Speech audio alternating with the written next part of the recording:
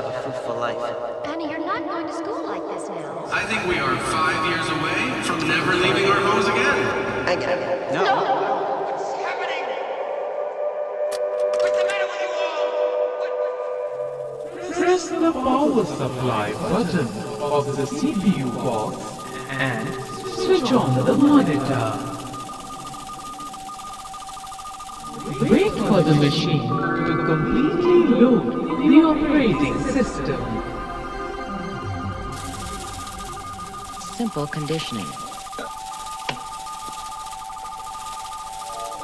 Once the operating system is loaded, a screen called desktop appears. Now you are ready to work on the computer. Here is a world of communication, Some behaviors are far more mysterious. bringing together all people in a new era of understanding. Why is it that only humans can communicate using symbols? Hey, wait a minute. All of a sudden, our lives have become a sort of Tales from the Crypt, Gremlins type of What's down here? fairy tale moral story, This is your grandfather's store?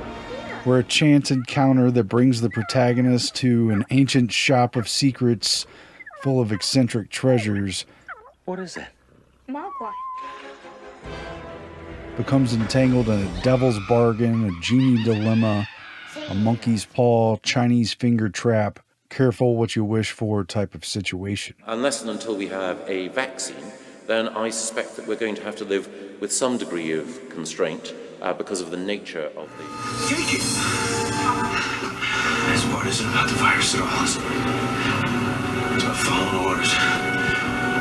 About doing what you're told. Oh, hey, man. It becomes an enchantment and a trap that redirects the outcome, and an allurement that entices the user with the magic of new possibilities, a new technology, and powers. Ultimately, it's always about power. Remember how it started. It's to avoid overwhelming our hospital systems. Flattening the curve. In other words, reduce the number of people that die. Enter in cybernetics. Yes, we dealt with this in an entire section of our film, The Minds of Men. And it's still not that well understood. It's probably the least considered part of our film. It's very murky in many people's minds. All centered around man-computer symbiosis. Things are going to be considerably better for a lot of people when and if we ever get changed over to an essentially electronic base. As this network evolved, the internet developed into an artificial nervous system. The important thing to realize about systems is how they are controlled. And we must get rid of any notion straight away that control is something imposed on the system from outside. It has to be built into it. Let's see how the mechanism works. You see it lifting here, transmitting the message along here, lifting that cam up here, and then shutting off a valve there.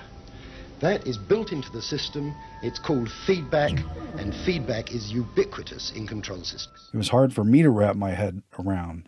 However, that's certainly not the case within the belt of the industry and the connected, decentralized pool of tech innovators and suppliers and producers, the linear manufacturers of computers and related tools.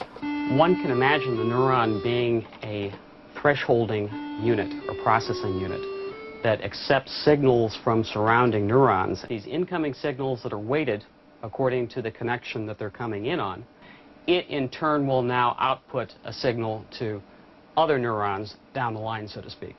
Behavior only becomes interesting from our point of view when we have a collection of such devices. The brain, for instance, is nothing more than a large collection of these neurons which are interlinked by different connection strengths. Here, for instance, the melding of computers and communication and the switch to digital communication technology, aided and abetted by satellites, the computer technology has been moving in a way that nothing else people have ever known has moved. Here's a field that gets 1,000 times as good in 20 years. Research now going on will someday permit a network user to log in. Those who have and continue to work through enormous corporations like IBM and Xerox in creating the base pieces that were to be used. Xerox, the copier company, set up the Palo Alto Research Center, or PARC. The management said, go create the new world. We don't understand it. Here are people who have a lot of ideas and tremendous talent. Personal computing would burst on the scene exactly the way we had envisioned it. This is a Xerox Alto computer built around 1973. Some people would argue that this is the first personal computer. It had the first GUI using a mouse to point to information on the screen. It was linked to other PCs by a system called Ethernet. Without it, all of that began in a wave of testing and research that came before the wave of luminaries and icons, the new titans of our time period, who were known and connected to the biggest institutions of this new way, your Steve Jobs, your Bill Gates, etc. All of their systems were built upon things that came before it, things like GUI systems, graphic user interfaces. These idiots in New York want to show it all to Steve Jobs. I won't do it. Hi, I'm Steve Jobs. I need you to answer some other questions about the stuff you've invented, the graphic interface.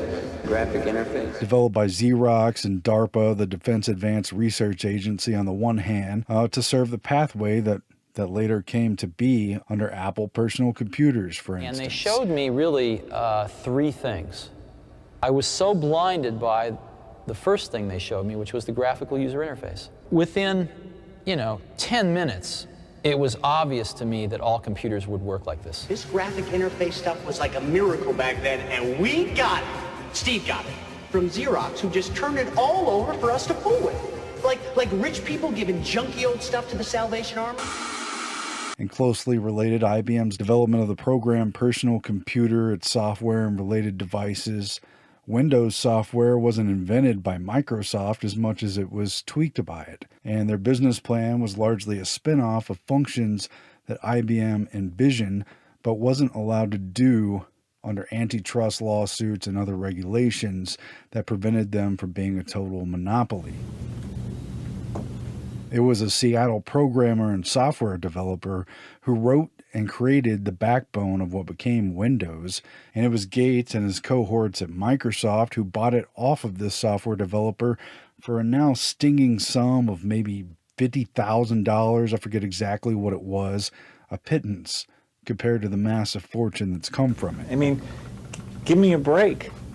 You've got this interrelationship between control and institutions and bureaucracy and the innovations and creations in technology that has the power to destroy that. Lets people from around the world share music files. And yet when it bounces back, it creates new institutions and new forms of control.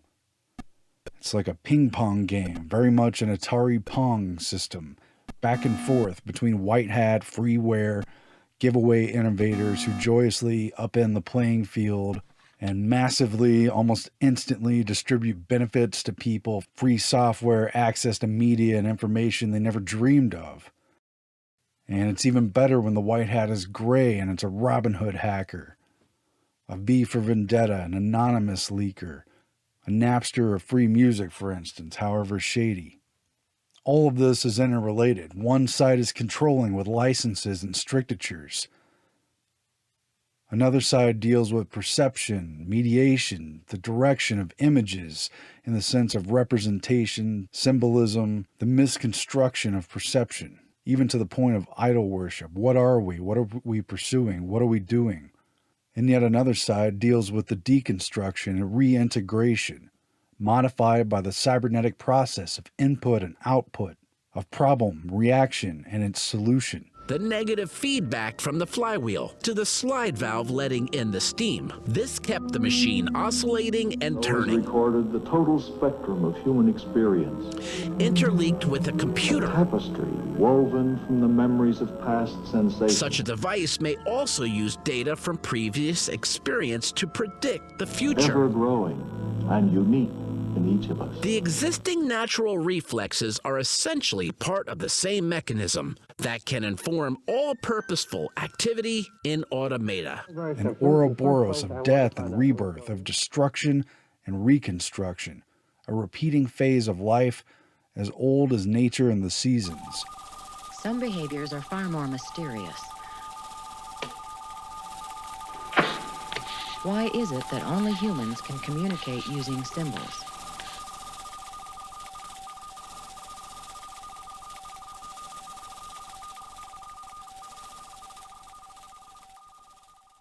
The quiet revolution of Silicon Valley wasn't all bad. We gained new powers, new abilities. Amazing new things came from it. But those powers came with shackles too, and this was also built into the architecture.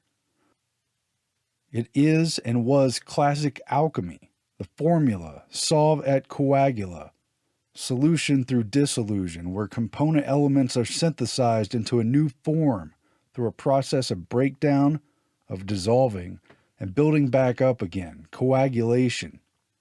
But when you think of it, as the economy is reshaped quickly to take on a more digitally oriented aspect, we're likely to have an employment hangover, or unemployment hangover, I should say. The economy is not going to be anything like it was. It's going to take a long time to recover. It's going to be, people are going to be surprised at how slow and how fitful it was. It's going to take a long time to recover. It's going to be, people are going to be surprised at how slow and how fitful this is. There are jobs being created by virtue of the digital platforms, as well as there are jobs being lost because of the loss of faith in the analog system. So the society just needs to change more quickly to this new paradigm.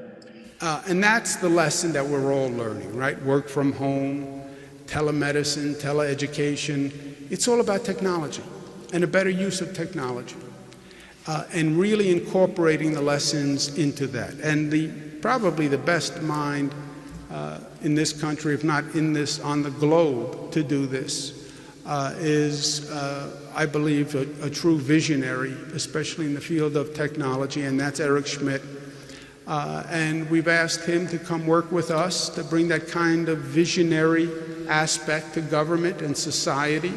The first priorities of what we're trying to do are focused on telehealth, remote learning, and broadband. We can take this terrible disaster and accelerate all of those in ways that will make things much, much better.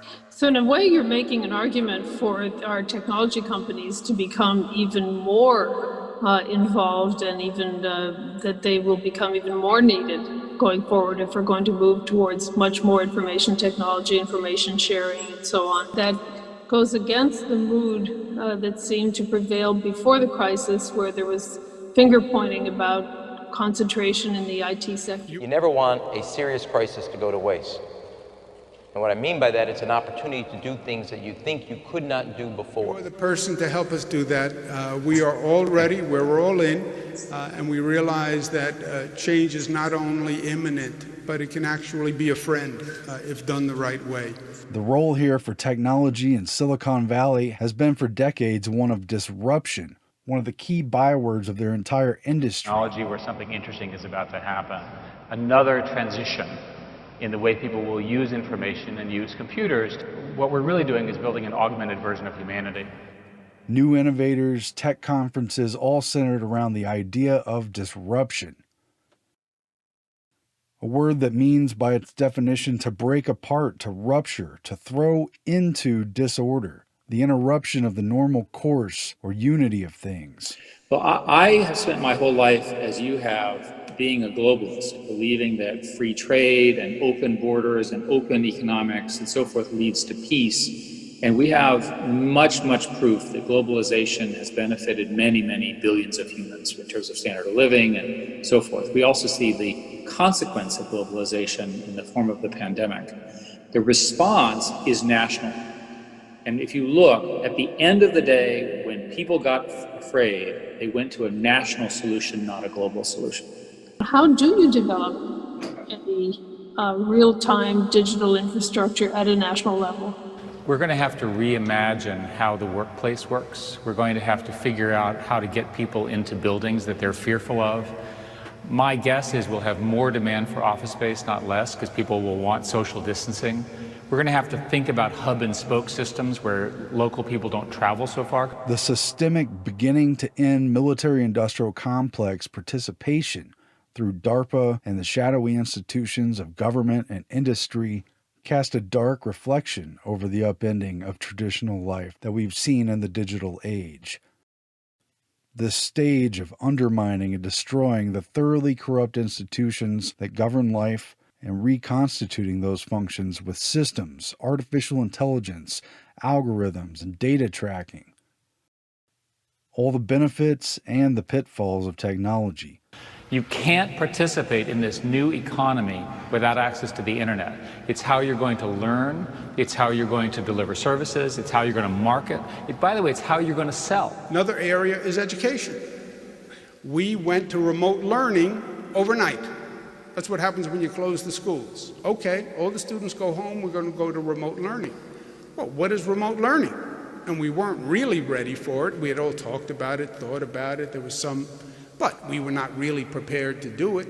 How do we really learn those lessons? And we went to Bill Gates, and he's going to work with us on reimagining the education system, and I want to thank him very much. How do you create a testing and tracing system? Yes, we have to do this for COVID, but we're not going to go through all of this trouble and then just forget it. This will happen again. Some people say this virus comes back in the fall or the winter, or there'll be another health emergency. But Michael Bloomberg has generously said that he would work with us and use his philanthropy to develop that testing and tracing. And then on a larger scale, how do we really use new technology in the economy of tomorrow? You know, corporations are being forced to try to do things in a different way right now, but many of them may use this as an excuse or as an accelerant to make some big strategic shifts. This 1 month, 2 months period has brought forth 10 years of forward change. So all of a sudden, the internet is no longer optional. It's fundamental to doing business, to operate, to live our lives. Through a process of breakdown, of dissolving, and building back up again, coagulation. Let's be a little bit grateful and think about what your life would be like in America without Amazon, for example. The benefit of these corporations, which we love to malign, is profound. And I hope people will remember that when this thing is Well, we finally wouldn't be over. here today, for example. That's right. And so let's be a little bit grateful that these companies got the capital, did the investment, built the tools that we're using now, and have really helped us out. Imagine having the same reality of this pandemic without those tools. And you know how it's perceived. No one does anything wrong, no one has anything to hide, so what does it matter? The change occurs through our response as a population, through an interrelated system of shocks and adjustments, of shock and ultimately complacency. That's Pavlovian conditioning, and it's a backbone of this whole system of technology. Because the conditioned animal, the conditioned human, and equally the conditioned computer learns through traumas large and small, trials and errors, that are scheduled to occur randomly and unpredictably, yet are consistently to be expected. And these stimuluses, these shocks, have lulled said animal, said computer, said man into a state of compliance, of obedience, and the kind of trust that comes with blinders, obliviousness to anything else going on. It's a deliberate process. What I will say of this virus, I think we're in the middle of a massive experiment. The experiment is, will people listen to scientists? For our own good. For our own good. And if we all paid attention to what scientists say, maybe the coronavirus will just blow on by with a minimum of cases. And then we kicked its ass for obeying the recommendations of scientists. But the people who've quarantined and who've been meticulous and vigilant and so on, who've not been infected, in fact, we're saying, well, maybe they're at the highest risk once they come out of their quarantine and of being so obedient, There's inherent risks in this situation. Now, we don't want to have a lot of recovered people. You know, to be clear, we're trying through the shutdown in the United States to not get to 1% of the population infected. We don't want to have a lot of recovered people. I believe we will be able to avoid that, having this economic pain. It's a deliberate process with predictable results. Each new stimulus on the screen produces a reaction and a modification, however slight, in behavior. Obviously, these modifications, these notifications, are reproduced countless times over. Technocrats since at least the 1930s have been talking about conditioning the population, conditioning their own members, conditioning the public through the technology and to use the technology and to be shaped around its framework. And this creates nervous system reactions. This creates a physiological and psychological reaction to these stimulations. This is integrated into your thinking, your anxieties. It's integrated into your physical system, the way your body reacts to stress. It's total. It's really dug in there, and it's really been scientifically worked out. That's what we covered in Minds of Men. And as with everything on the screen, this happens through these intermediaries. The stimulus comes through the medium of the screen, whether it's the cell phone in hand, whether it's the computer on your desktop, the laptop, or any of the wearables and integratable technology that's yet to come. So all this is sort of a setup to move into some quotes I came across in the vein of cybernetics, the development of computers and the related technology, and the deep study of the interrelationship between the computer and the human brain. Backwards and forwards, a two-way street, what they've been working on with cybernetics the whole time.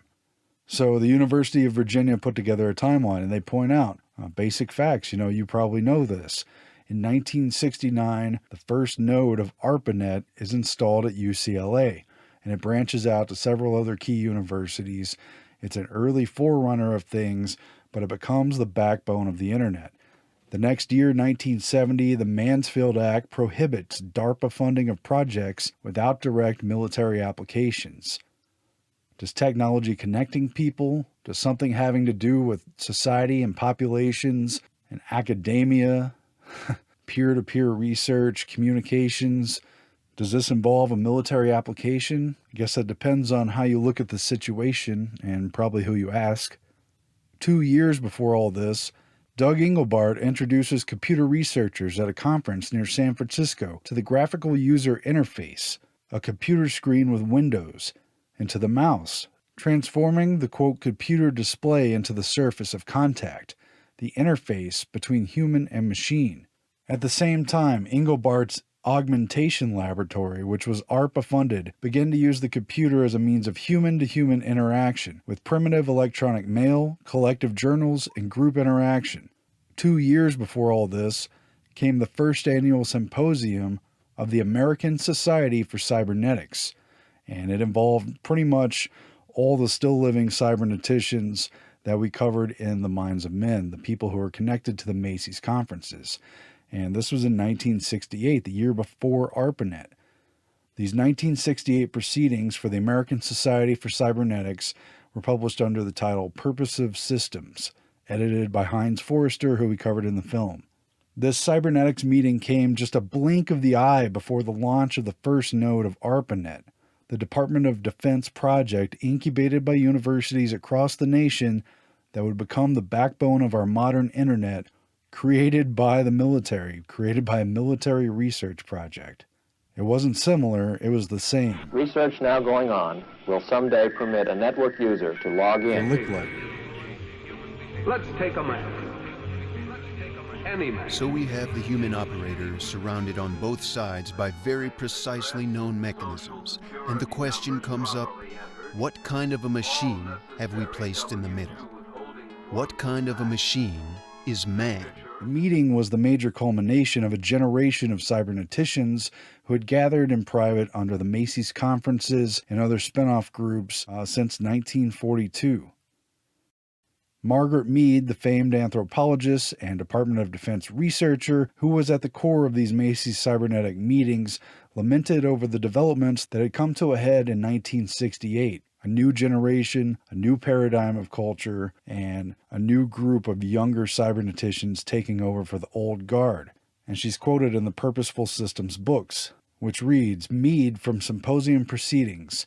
I have just lived through a conference where I found myself wishing nostalgically for the dear old days of the late 1930s, when the only people one had to worry about were communists, who had clearly defined goals which were different from your own.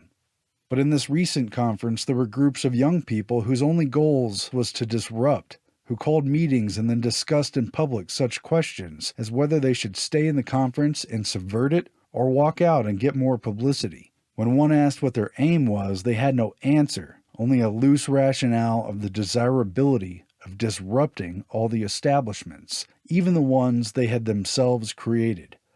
As the University of Virginia timeline page LSD, Mind Control, and the Internet, a chronology, thus notes, the period of development between this American Society for Cybernetics meeting in 1968 and the launch of ARPANET in 1969, and then the launch in 1971 of the prototypes of the first graphical user interface personal computer, was tightly bundled together, both in time, space, and spirit, under projects to modify and re-script human behavior, to alter and disrupt.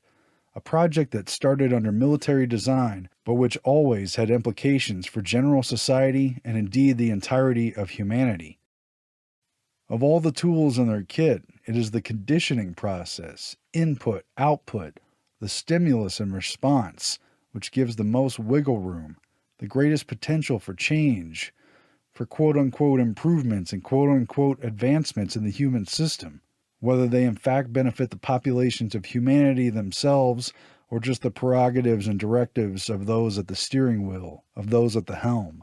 Today, we've seen the moment where all society grinds to a halt over news and media reports, general health warnings, schools, businesses, and shopping is upended.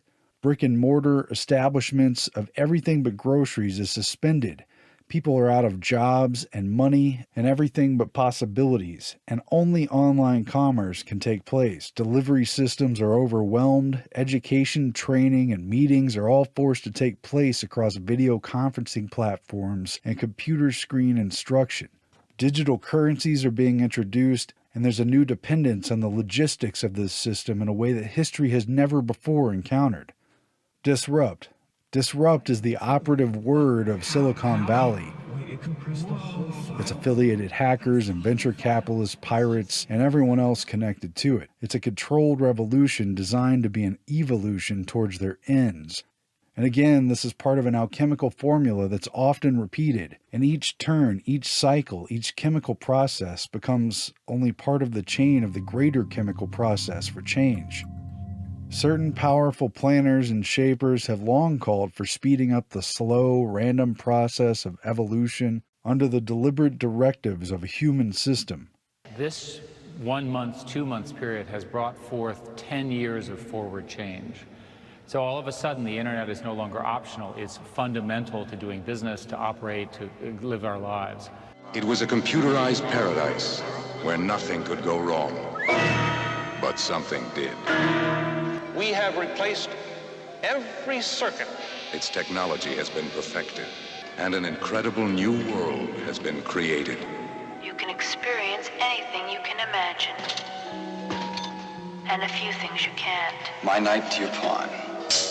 Series robots work together to make your wildest dreams come true. You can take risks, face danger, defy death. All in complete comfort and total safety. Safety, safety, safety. Government is operating because we got here without any information. They're just making stuff up. They don't know, right? They have these aggregate models. What I want to know is I want to know, how can I trust you? So you show up and you're wearing a mask. That's trust number one. We take your temperature. That's trust number two. But presence of mask and the presence of temperature, lack of temperature, is not a sufficient predictor that you're not a spreader. Infected. So, eventually, what we'll have to have is certificates of who's a recovered person, who's a vaccinated person, because you don't want people moving around the world. It's not so much a system of people, but one of people in a system, being managed by the authorization and validation of their online profiles, personas, accounts, avatars, intermediaries, indeed an image of the self, replicated as many times as needed. Substitution. For every individual in the digital collective of the human race. They're creating and programming duplicates of real people. She's a replicant, isn't she? Even those of us who create them can't tell the original from the duplicate. With most people living their lives through their surrogate selves, our world has become a safer place. How did we ever reach such a point? It started with a little piece of magic, a hope of something new, unusual, disruptive, something that might be of service to mankind.